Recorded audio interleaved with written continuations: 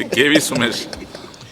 Sir, നമ്മുടെ ഈ അപകടങ്ങൾ വർദ്ധിക്കുന്നതിൻ്റെ പ്രധാനപ്പെട്ട ഒരു കാരണമായിട്ട് പലപ്പോഴും കാണുന്നത് കൃത്യമായ ഡ്രൈവിംഗ് അറിയാത്തൊരു പ്രശ്നമാണ്. നമ്മുടെ സംസ്ഥാനത്ത് ഒരുപാട് ഡ്രൈവിംഗ് സ്കൂളുകളുണ്ട്.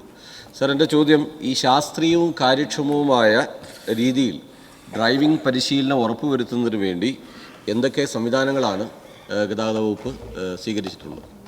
ഇപ്പോൾ ഡ്രൈവിംഗ് ടെസ്റ്റ് വളരെ സ്ട്രിക്റ്റ് ആക്കിയിട്ടുണ്ട്. അദ്ദേഹം പറയുന്നത് ശരിയാണ്. വളരെ നിലവാരം കുറഞ്ഞ ഡ്രൈവിംഗ് പരിശീലന കേന്ദ്രങ്ങളും അവിടെ നിന്ന് യാതൊരു തരത്തിലും വണ്ടി ഓടിക്കാൻ അറിയാത്തവരെയും പുറത്ത് എങ്ങനെയെങ്കിലും ഒരു എച്ചെടുക്കുക, ഒരു എട്ടെടുക്കുക, ഒന്ന് ഓടിക്കുക, കാണിച്ചു കൊടുക്കുക, രക്ഷപ്പെടുക എന്നുള്ളതാണ്. പക്ഷേ കേരളത്തിലെ ഡ്രൈവിംഗ് ടെസ്റ്റുകളുടെ ശതമാനം വിജയ ശതമാനം 52 കുറഞ്ഞിട്ടുണ്ട്. അതായത് മറ്റേ 78, 80, 85 ആയിരുന്നു വിജയ ശതമാനം. ഒരു ദിവസം 90%. 124 പേര് പരീക്ഷ എഴുതിയതിൽ 122 പേരെയും വിജയിപ്പിച്ച മോട്ടോർ വെഹിക്കിൾ AMEമാരും മോട്ടോർ വെഹിക്കിൾ സംവിധാനം കേരളത്തിലുണ്ടായിരുന്നു. ഇപ്പോൾ അത് മാറിയിരിക്കുന്നു. വളരെ കർശനമായി ട്രാൻസ്പോർട്ട് കമ്മീഷണറുടെയും നേരിട്ടുള്ള നിയന്ത്രണത്തിലാണ്.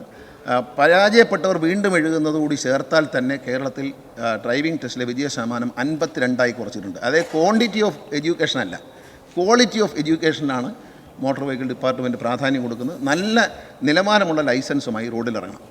അത് പറയുന്നതോട് തന്നെ ബഹുമാനപ്പെട്ട അംഗം പറഞ്ഞതുപോലെ ഈ ആക്സിഡൻറ്റുകളുടെ എണ്ണം കുറയ്ക്കാൻ വളരെയധികം കഴിയുമെന്നുള്ളത്. നല്ല ഡ്രൈവിംഗ് സംസ്കാരമുള്ളവരെ വാർത്തെടുക്കുക എന്നുള്ളതാണ് മോട്ടോർ വെഹിക്കിൾ ഡിപ്പാർട്ട്മെൻറ്റ് മുന്നോട്ട് വയ്ക്കുന്ന ആശയം.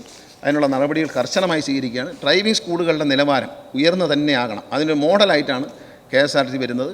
പിന്നെ ഓട്ടോമേറ്റഡ് ഡ്രൈവിംഗ് സെൻറ്റർ, അദ്ദേഹം ചോദിച്ചതുപോലെ ഓട്ടോമേറ്റഡ് ഡ്രൈവിംഗ് സെൻറ്റർ വരുന്നതോടുകൂടി ഇത്തരം പേരുകളെല്ലാം അവസാനിക്കും. അതിനൊരു സ്റ്റാൻഡേർഡ് നിലവാരം ഉണ്ടാകും എല്ലാത്തിനും.